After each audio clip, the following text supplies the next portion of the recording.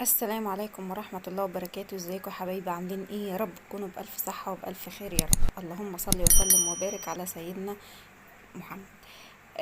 بسم الله الرحمن الرحيم. النهاردة هنعمل مع بعض فيديو جديد خالص. أول مرة انزله على القناة. طبعا اللي متابعني من الأول أكيد عارف النظام اللي أنا بعمله. طبعا انتوا عارفين لما أنا بجيب الفراخ أنا ما بستغلش الفراخ كلها، انا بستغل بس الوراك واللي هي الحتت اللي هي بتاعت الجناحة والصدر. انا بحتفظ بيه، بعمل بيه وصفات، ممكن اعمل بيه شاورما، ممكن اعمل بيه شيش طاووق، ممكن اعمل بيه بانيه. اي حاجة ممكن ان انا استغلها كطاقة تنفع معايا في اليوم مثلا اللي انا ما عنديش فيه اكل او اللي انا محتارة اعمل فيه ايه، اكل او كده. طيب انا كان عندي صدرين فرخة صغيرين من اللي هم الاوزان اللي هي الصغيرة، فانا قطعتهم قطع مكعبات وهشوحهم في معلقتين زيت ومعلقة سمنة. تمام. والتوابل بتاعتنا موجودة عندنا في كل البيوت. هنستخدم الفلفل، بهارات اللحمة، البابريكا، الثوم البودرة والبصل البودرة، ومعلقة ملح. طبعا المقدار على حسب الكمية اللي انت هتستخدميها. تمام. مش عايزة اقول لكم الاكلة دي تنفع وليمة، يعني تنفع اكتر من 4 افراد. تمام. طبعا انت طبعا مش هتستخدمي يعني ممكن تستخدمي الوصفة لوحدها وتتاكل بالعيش، وممكن تعملي جنبها شوية رز ابيض، شوية رز بشعرية، شوية مكرونة. اللي حابة ان انتي تاكليه جنبها هي بسم الله ما شاء الله. يعني انتوا هتشوفوا دلوقتي هترمي معايا كمية حلوة. تمام. طبعا انا عندي هنا 4 بصلات او 3 بصلات قطعتهم جوانح زي ما انتوا شايفين، وحطيت في الطاسة التانية ديت معلقتين زيت ومعلقة سمنة، وهسيبها لحد ما تتدبل كده. تمام. طبعا انا رجعت هنا حطيت بابريكا.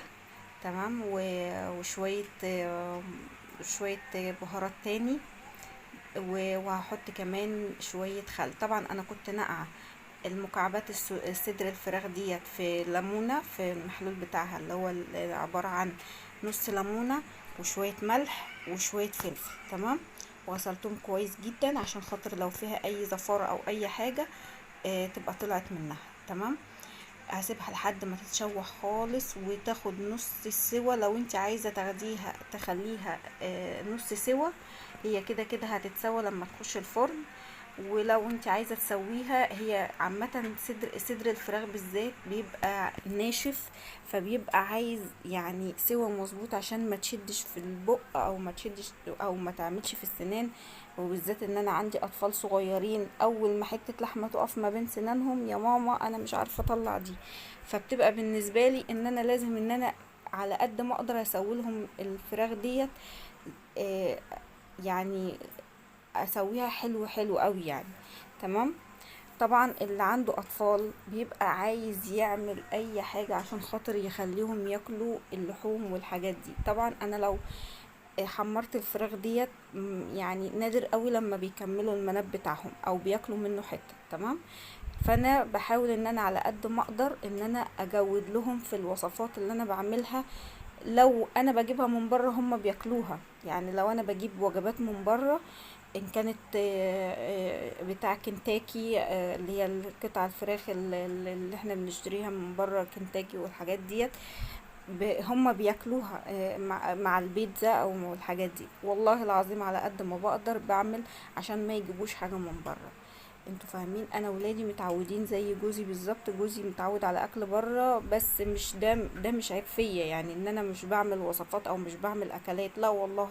بس بحكم شغله ان هو بيقعد فترة طويلة بره، بيجي مثلا يوم واحد في الاسبوع، فاغلب اكله كله بره.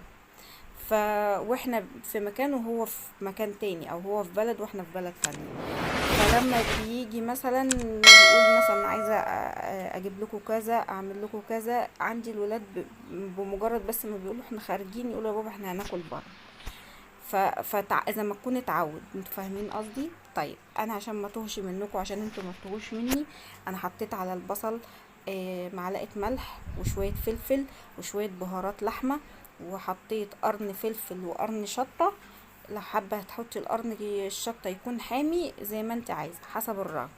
كان عندي 3 بطاطسات قطعتهم مكعبات، يعني على زي مكعبات الفراخ كده، بحيث انها ما تاخدش سوا منك وانت حطاها في الفرن. تمام. انا البطاطس انا ما سويتهاش، انا حطيتها نية وفردتها في الصينية زي ما انتوا شفتوا كده، وحطيت نص الفراخ في النص وعليهم شوية بصل من فوق، وهحط النص التاني بتاع الفراخ، وهحط بقية البصل على الوش. تمام.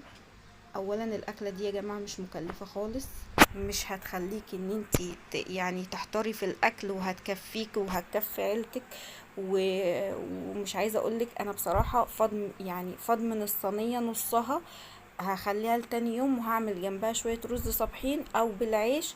مش عايزه اقولكوا جميله جدا، شويه مخلل جنبها، شويه سلطه جنبها، بتبقى اكله حلوه وفي نفس الوقت طاقه. تمام.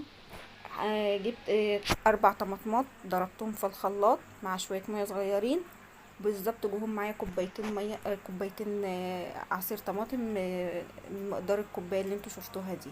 تمام. حطيت الكوباية قدام حضراتكم، وبقية الطماطم اللي كانت في الشفشق بتاع الخلاط حطيتها على الوش زي ما انتوا شايفين. تمام. طبعا انا حاطه الحدق بتاع الفراخ وبتاع البصل، وحطيت سنة ملح وانا بضرب الطماطم. تمام. كده ادخلها الفرن، وان شاء الله باذن الله هتشوفوها وهي طالعه شكلها عامل ازاي. بالظبط هتاخد مني ساعه. انا حطيتها في الفرن الكهرباء، ما خليتهاش تاخد وش، لان انا مش عايزاها تنشف، انا عايزه يبقى فيها سنه مرقه او سنه دسامه كده، بحيث ان ايه تبقى الفراخ تبقى طريه، ما تبقاش ناشفه، والبطاطس تبقى طريه. انتوا فاهمين قصدي؟ انتوا شايفين منظر الصلصه تحت والسمنه؟ بجد بجد خيال. والبطاطس استوت جدا، والفراخ مستويه قوي قوي قوي، وطعمها وريحتها اقسم بالله العظيم، ما يعني جربوها وهتدعولي. جربوها وان شاء الله باذن الله هتدعولي. دي شبيهة لصينية البطاطس، بس احنا ايه يعني جودنا فيها شوية. تمام. بجد طعمها حلو جدا وتحفة. جنبها شوية رز بشعرية تحفة. بجد بجد والله العظيم مش عايزة اقول لكم، جوزي قال لي طعمها جميل جميل جميل يعني. وبالذات لما تكتري البهارات بتاعه اللحمه كده، وشويه توابل كده من اللي قلبك يحبها، هتخلي طبختك يحلف بيها الكل. ادعيلي، ما تنسينيش في الدعاء، ما تنسينيش في اللايك والاشتراك في القناه. لو الفيديو عجبك ارفعي لي الفيديو بلايك حلو منك، وما تنسينيش في الدعاء. اشوفكم على خير في فيديو جديد، مع الف سلامه.